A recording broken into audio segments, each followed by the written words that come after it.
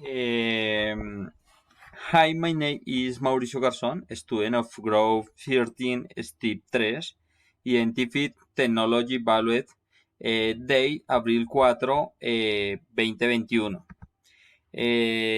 Course Valuation and Negotiation of Technology. Lack of information on production costs.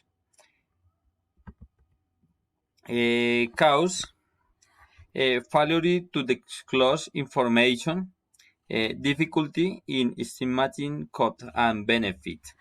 The consequence of the companies increased cost for project, increased to match project, limited die for evaluation decision. Indecision true false for fact.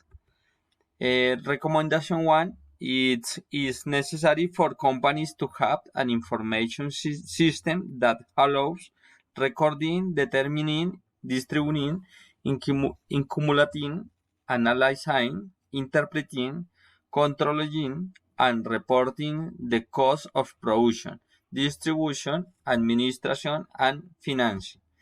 Recommendation 2, a company requires connoting its costs in order to find an effective pricing strategies in order to find more producing activities.